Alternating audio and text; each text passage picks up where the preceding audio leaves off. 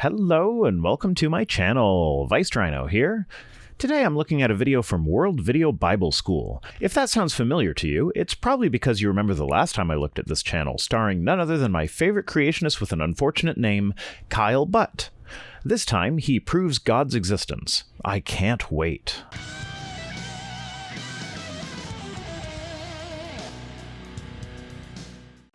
Socrates once stated that we should follow the argument wherever it leads.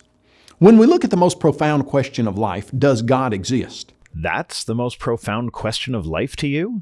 That's such a dull question. Because ultimately, if a God exists, it doesn't matter to us. Allow me to explain. If a deistic God exists, then it doesn't make a difference to our lives whether or not it exists, as a deistic God doesn't do anything relevant to our lives. It doesn't matter whether or not this God is all-powerful, it just made everything and sat back to watch it. If a theistic God exists, then omnipotence starts to become a problem, so there are two options with a theistic God as far as omnipotence is concerned. Either she has it, or she doesn't. If she is omnipotent, then her existence is irrelevant because she obviously doesn't care about the human race. If she did, there would be no need for all the evil things to happen. Ignore free will, pretend that's a good argument for the explanation of the evil actions of humans for now if you like. Let's just talk things that have nothing to do with human free will at all. Cancer in children, tsunamis, earthquakes, hurricanes, tornadoes, the list goes on. All of these things demonstrate rather conclusively that if a God exists, she doesn't care about humanity. If she did, she could easily have created a world that allows humans to be shitty to each other, but is devoid of natural disasters. So if a God exists and is omnipotent, she does not care about human beings, and I see no reason why we should care about her. I mean, scientific curiosity would be a good reason to care, but obviously she wants to remain hidden, or we would actually know about her. The only other option is a theistic God that is not omnipotent. That one would be much more interesting. A non-omnipotent theistic God could actually make the whole prayer thing make sense. With an omnipotent God, prayer is meaningless at best and disgusting at worst. At best, you are asking God to do something that she was already going to do, with or without you asking. At worst, she would love to help you survive cancer, but she needs to hear you beg first. That's mob boss level stuff right there. But with a non-omnipotent theistic God, prayer actually kinda makes sense. God only has so much attention to devote to the world, so the ones making the most noise are the ones that get God's attention. God can only help a limited number of people, so those who attend regular worship sessions in that God's honor get top priority. Of course, this does kind of fall apart once you do any amount of reading on the scientific studies on the efficacy of prayer, and find that it doesn't usually do any better than random chance. One study actually showed a negative health outcome for people being prayed for.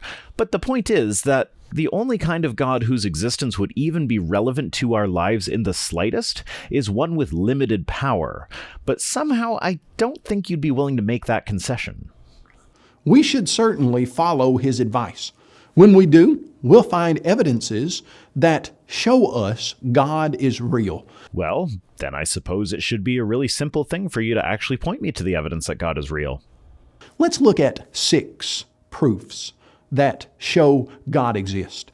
Just a bit of friendly advice for you. If you're going to have text on the screen that is supposed to match what you're saying, maybe make the text actually match what you're saying. It's not that hard. Even if you botch the script, whoever is editing the video can just type what you say instead of what it says to type.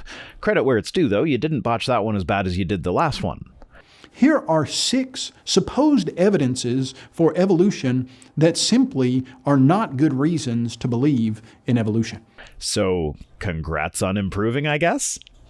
Number 1, the universe must have a cause. I mean, not necessarily, but even if I completely agree with that, this does not mean that this cause has to be a god. The most fundamental law of science is the law of cause and effect. Nope, it isn't. If you do a Google search right now for the law of cause and effect, the only things you will find are blogs and books about mindfulness and meditation and how you become what you spend the most time thinking about, and how if you put positive vibes into the universe, then the universe will give positive vibes back to you, and other wooey nonsense like that. And it says that for every material effect we see, there is a cause that came before it or was simultaneous to it, and that is greater than it. I have 2 main issues with this. First, Why are you specifying that the effect is material, but the cause does not have to be? I mean, I know why. It's so you can sneak an immaterial God as the cause for the material effect of the universe's existence, but is there any scientific backing for the absence of the word material for the cause? So far, we have never observed an immaterial cause for any effect. Never. Not once. So if this were actually a scientific law, then it would be more along the lines of, for every material effect we see, there is a material cause that came before it or was simultaneous to it. Second, the cause does not have to be greater than the effect. In fact, the complete opposite can also be true. Just look up elephant toothpaste on YouTube. I recommend Mark Rober's video on it, as he does a pretty good job of explaining exactly what is happening in the reaction. Basically, the cause is hydrogen peroxide releasing oxygen quickly. Nothing too spectacular on its own, but with a bit of dish soap mixed in, the release of oxygen causes the soap to froth up so you get elephant toothpaste. The cause is just the mixing of three liquids together. The effect is a massive explosion of foam. Actually, just any old normal explosion is a good example of an effect that is greater than the cause. Just add the right amount of heat to the right material and boom, massive explosion. I would change the wording here to be that the cause is sufficient rather than greater. There's also some wiggle room into what exactly could be meant by greater, as that doesn't seem to be a term that is specific enough to actually be in a legitimate scientific law. Maybe in the future, when quoting scientific laws, quote the actual scientific laws. I know you can't in this case because it doesn't exist, but intellectual honesty and all that. The universe is a material effect. We live in a material world, and I'm a material girl. Sorry, I would have played the actual clip, but copyright and all that. So what caused the universe? Unknown.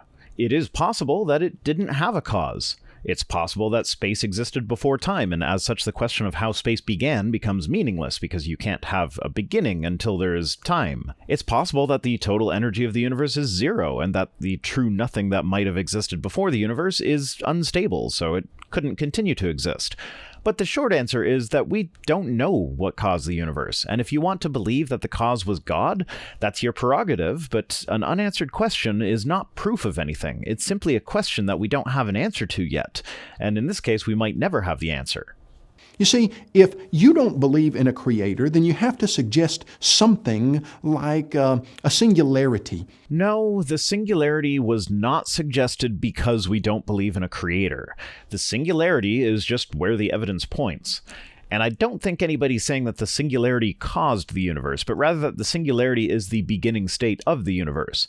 It is also helpful to note that a singularity is more a mathematical concept than a physical concept. It is a result of the value of at least one property of a thing reaching infinity. So for a black hole, for instance, the singularity occurs because a finite mass is compressed to zero volume, making for infinite density.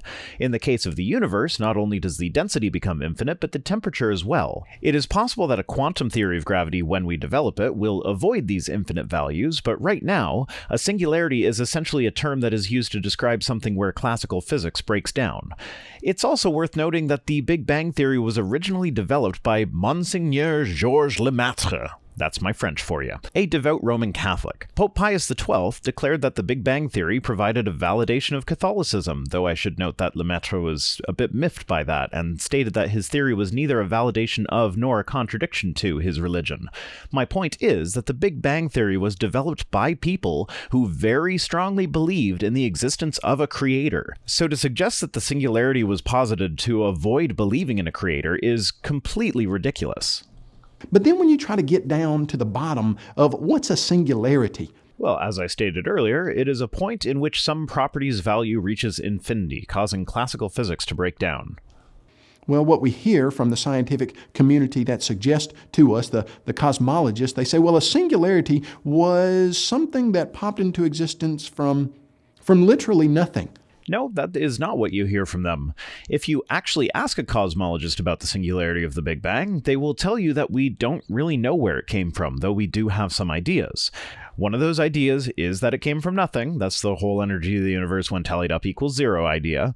But there are other ideas, such as the Hartle-Hawking state, which is the one that suggests that space existed before time, and so to ask about the beginning of space is nonsensical, as nothing can have a beginning without time. And all of these ideas are incredibly hard for us to wrap our little monkey brains around because we evolved to survive on the African plains, not to understand the origins of the universe. The fact that we do understand as much as we do is actually quite remarkable.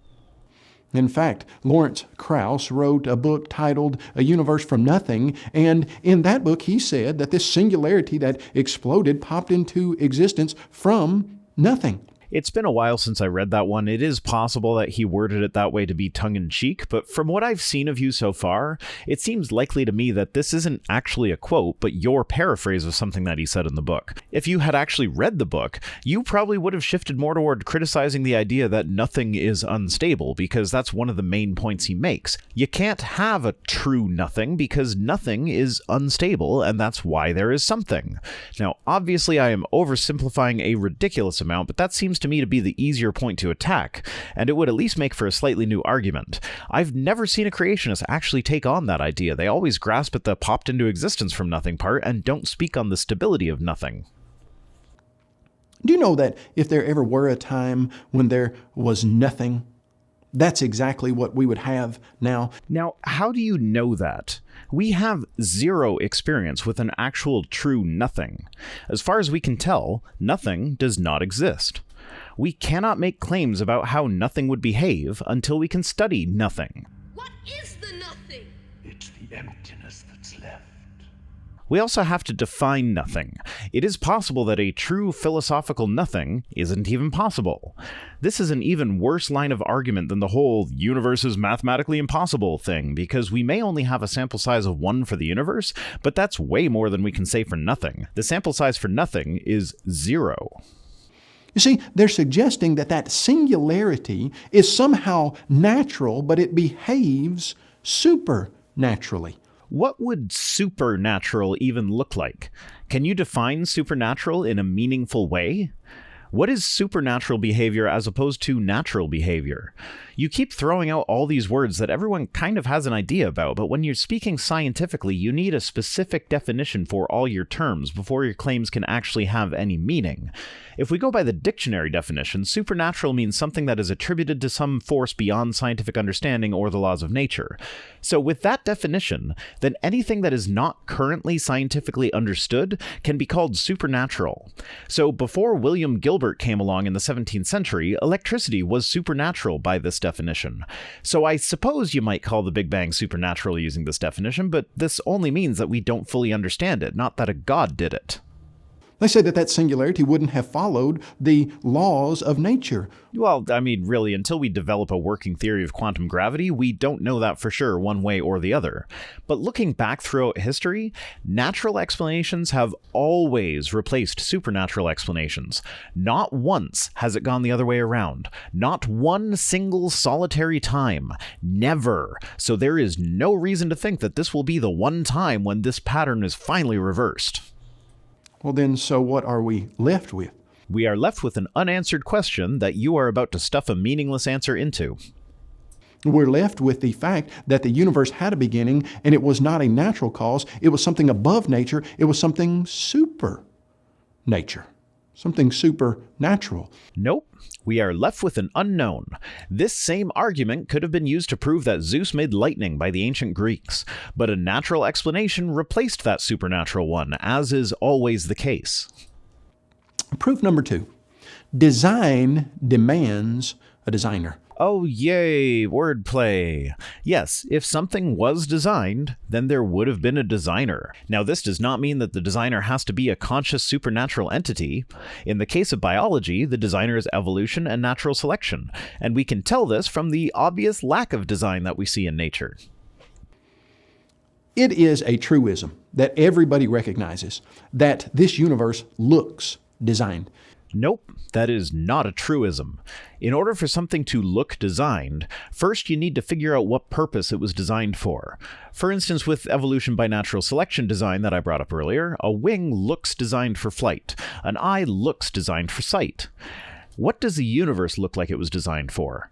It's 99.9% empty space, and 99.9% of the matter in the universe is inhospitable to life unless somehow an organism evolved to live on the surface of a star. And 99.9% of the matter that isn't in stars is also inhospitable to life, being dust clouds or inhospitable planets or asteroids, comets, stuff like that. The vast, vast majority of the universe is not hospitable to life, at least not life as we know it. So what could this universe have been designed for? Well, biblically speaking, it was designed for signs and seasons for humanity. So the entire vastness of the universe, according to the Bible, was designed so that ancient humans could know when to plant their crops and could use astrology to predict the future. Seems like more than a bit wasteful, if you ask me. Designing a universe so large that humanity will never be able to explore even a minuscule fraction of it, all so that humans could know when to plant their crops. Also, can I just talk for a second about how astrology is bullshit? Thinking that the position of Jupiter relative to a certain star will affect your day-to-day life somehow is ridiculous. That would be like thinking that a beach ball being hit in front of a lighthouse will cause you to fall in love or whatever. There is literally no mechanism that exists or even could exist by which astrology could function. In fact, when we see the various different aspects of nature and we see birds and squirrels and trees. Look at the trees! That's literally something that atheists joke about because it's such a lousy argument. Come on, Mr. Butt, do better. And we see all of the things that they do so well. Many times, we as humans, we try to copy and mimic that design, but often we don't do nearly as well as the design that we see in nature. I mean, we copy something that has had billions of years to develop in a few thousand years at best, and we can't quite match the thing that's been developed for billions of years, sure. But we usually keep taking these designs and repurposing them for something different, or they work by a slightly different mechanism. Take the suction cups, for instance. If that actually were us copying from nature, rather than it being a case of convergent evolution, the evolution of the plastic suction cup being independent from the cephalopod suction cup rather than derived from it, cephalopod suction cups have muscles in their cups that force the cups to conform to the surface of whatever they're gripping with a watertight seal, and then maintain suction to keep it on, as well as having a sort of piston mechanism that causes the suction cup to grab tighter if the thing that is grabbing is being pulled away, such as a fish trying to escape. We could put all these sorts of mechanisms into our plastic suction cups, but that would drive up their price, and for something simple like hanging a sign on a door, it would be complete overkill. But then there's also things that we have designed that are better than things developed in the natural world. Machines that we created to build things for us don't get tired or bored. Computers perform mathematical feats that are impossible for anything in nature. Books preserve our knowledge for future generations. Even when looking at designs that we did copy from nature, we often do better than the natural designs ever could have. Airplanes go faster than any bird could dream of. The Shinkansen train makes much less noise after copying the design of the front of the kingfisher's beak, but I'd like to see a kingfisher go 300 kilometers per hour. My point is that designs found in nature are often a useful starting point when creating our designs, but we tweak them for our purposes rather than for what they were originally being used for. So to compare them and then say that nature's design is superior is rather meaningless. Where does design originate? The appearance of design in the organisms that we see on the Earth originates with evolution guided by natural selection. The apparent design in the universe as a whole doesn't actually exist. It is entirely a product of our brain's tendency to see patterns where there aren't any. I mean, there's a number 37 in the stars, for Pete's sake. I'm sure the hardcore numerology people will love that, but really? Do you really think God designed the universe to put the stars in just the right spots that from our angle they appear like the Arabic numerals for 37? Or is this maybe just our brain seeing patterns where none exist? Proof number 3. Life demands a supernatural life giver. Are all of your points just going to be asserting that the cause for something must be supernatural if we don't completely understand it? You do realize that pointing out that we don't understand something, even if you are entirely 100% correct in the fact that we don't understand it, this does not automatically mean that the correct answer is God, right? Like, seriously, give me some actual evidence for God. Positive evidence that actually points specifically to your God. As it stands, you're simply trying to throw shade on existing scientific ideas. Well, hypothetically, let's grant that. We don't know where the universe came from, and we don't know where life came from, and we have no ideas along the matter. Where does this leave us? With an unknown. That does nothing to prove God. I'll even go one step further. You could prove 100% conclusively that the Big Bang and abiogenesis are are both completely wrong, and that would still not be evidence for God. Try, if you can, to reverse our positions. If I were to point out that the God as described in the Bible is incapable of lying, but also tells lies and deceives people, this demonstrates that the God that is described in the Bible cannot be real. Just pretend for the sake of this hypothetical that there is no possible way to reconcile this contradiction.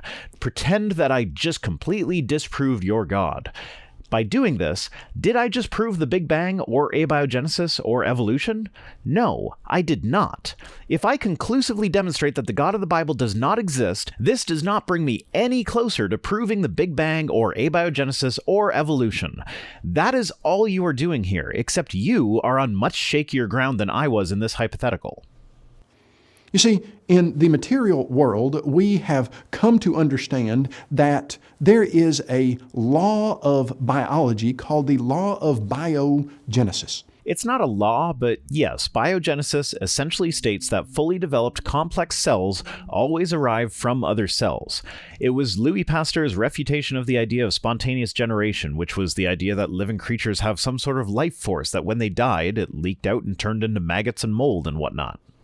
Law of biogenesis simply says this, that in this material, natural world, life comes from previously existing life of its own kind. You know, I really wish you'd stop blatantly misrepresenting scientific concepts. No scientific law or principle starts with the words, in this material, natural world. Same goes for the phrase, of its own kind. So if I take out your creationist spin, that ends up being, life comes from previously existing life, which is an approximately adequate summation of the principle. Of course, as it is specifically a refutation of spontaneous generation, it only applies to already developed complex life. There is no such principle or law or whatever that would apply to abiogenesis. Now, when we look at how people used to think about life, they said, no, life can arise spontaneously from non-living chemicals. And yet every single biological experiment has shown us that that simply is biologically impossible. Citation needed. If every single experiment on the matter has demonstrated it to be biologically impossible, then it should not be hard at all to find experiments that say something along those lines in their conclusion, right? Maybe you should present one of those? But you can't, because it doesn't exist. Life demands a supernatural creator. Life demands a sufficient cause. This cause does not have to be supernatural, as the supernatural has not been demonstrated to even exist. Even if you prove every idea we have ever had about abiogenesis to be completely wrong, this does not do anything toward proving that the cause of life was not only supernatural, but intelligent, omnipotent, and specifically the God of the Bible. Proof number 4. Moral law demands a moral lawgiver. Good thing there's no absolute moral law then. At least not in my opinion. This is where you get into philosophy and you can find someone to agree or disagree with almost any position. If some things are objectively morally right and other things are objectively morally wrong, then there must be a God. Nope. That does not follow at all. If some things are objectively right or objectively wrong, then all that means is that there has to be something objective to measure morality against. Morality is only objective if we agree on the goals of morality. If we agree that the goal is to maximize well-being and minimize pain, suffering, or discomfort, then we can objectively measure any particular action and determine whether it was right or wrong. And it gets even more complicated once you factor intent into the equation. If I intend to do something that will help a lot of people, but through circumstances beyond my control it ends up hurting them, then my action could still be considered morally right, even given the increase in suffering, because the action was performed with morally right intentions. But for some reason, I think I'm putting more thought into this than you intended, so let's see where you go. You see, if we evolved from primordial slime over multiplied millions of years, at what point did objective moral values arise? At the point where we developed the ability to think about that sort of thing. We don't look at a dog and say that that dog objectively, morally violated some rule when he steals a bone from another dog. I mean, not in those exact words, but some people essentially do that. I've seen people call their dogs bad dog and give them a scolding when they do stuff like that. It seems as though these people are applying a moral framework to their dogs that is similar to that found in humans. We don't say, hey, he violated a objective moral value. We just don't say that. We also don't say that about people because that's not how people talk. So what is your point in this comparison? But we do say that humans can perpetrate things that are objectively morally wrong, that humans can be involved in things that are morally right. If that's true, there must be a God. But why, though? If we agree on desired outcomes, that provides a moral standard. Why does a God need to get involved? The only thing that would accomplish is to make the standard God's opinion of whatever morality should be, which would still mean that for it to be objective, we would need to agree that God's opinion of morality is the one that we should strive to implement, which we don't. I think most people alive today are far more moral than the character of God that is portrayed in the Bible. So by the objective moral standard of increasing well-being and decreasing suffering, the God of the Bible is an immoral monster because he created a system where the vast majority of people will go to hell for eternal suffering. Not to mention all the rules that were laid down that we consider immoral today. If it's true that objective morality exists, and it's true that the existence of objective morality requires a God, then it cannot be the God of the Bible, because by any measuring stick, including his own, the God described in the Bible is not moral. Proof number 5, free will exists. I'm not entirely convinced that it does. I'm also not entirely convinced that it does not. Certainly the appearance of free will exists. This is not a settled question by any stretch of the imagination. It is certainly used as the excuse for why God allows bad things to happen because he can't interfere with our free will or whatever, but there's nothing in the Bible that actually says we have free will, and there are examples of God interfering with people's free will in order to suit his own desires. Like when Pharaoh was about to free the Israelites, but God swooped in at the last second and hardened Pharaoh's heart so that he would have a chance to show off. So I'm skipping the rest of this part because it's irrelevant either way. And proof number 6, human reasoning. You see, we reason on a regular basis. We understand abstract ideas. If we were products of blind, chance, random processes over multiplied millions of years, reasoning and the laws of reasoning simply would have no explanation. How so? Certainly, advanced mathematics wouldn't have been selected for in our ancient ancestors just trying to survive, but basic math skills definitely would have been useful. If you can tell the enemy tribe has more people than you, then you are less likely to choose to attack that tribe because you're more likely to lose. Most math, even the advanced stuff, is an extrapolation of simple addition. Subtracting is adding negative numbers, multiplying is adding groups of numbers, exponents are multiplying on steroids, division is the multiplication of the inverse, logarithms are basically types of exponents, and so on. Simple, basic math skills that would have been useful to our ancestors' survival led to all the complex math that we see today. It's similar with any type of reasoning. It has its basis in some fundamental skill that would have been useful for survival.